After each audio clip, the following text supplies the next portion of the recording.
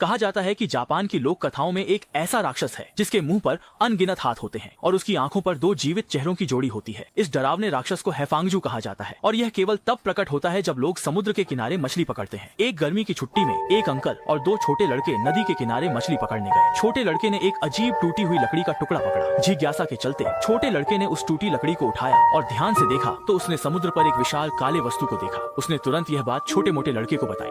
छोटे मोटे लड़के ने नहीं देखा, शायद यह चीज केवल टूटी लकड़ी से दिखती है। उसने लकड़ी लड़के को दी। जब लड़के ने लकड़ी से देखा, संगीत।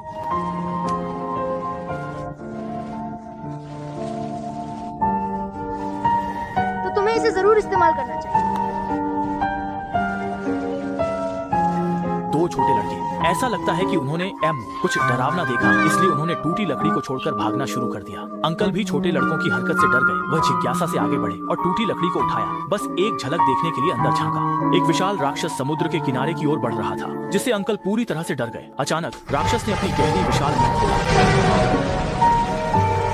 अनगिनत हाथ राक्षस के मुंह से निकलकर हर कोने में फैल गए। तभी राक्षस ने अपनी आंखें खोली और एक सफेद तरल भी फूट पड़ा। राक्षस की आंखें भी एक प्यारी लड़की के चेहरे में बदल गईं।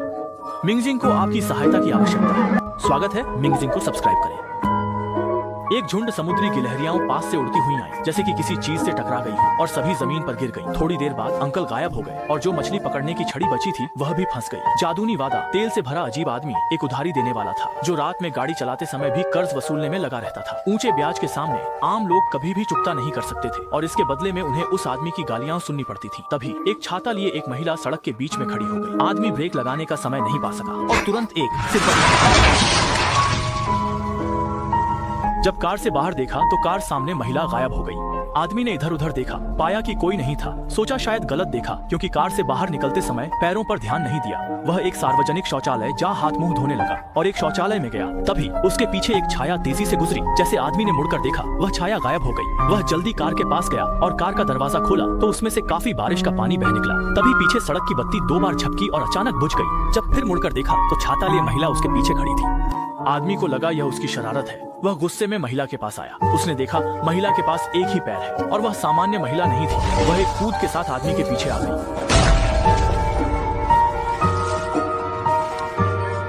आदमी ने कांपते हुए चाकू निकाला और जैसे ही उसने प्रतिरोध करने की कोशिश की, चाकू एक पल में 2 टुकड़ों में टूट गया। इस समय आदमी को एहसास हुआ कि उसके पास अभी भी पैर है। बिना कुछ कहे वह भागने लगा।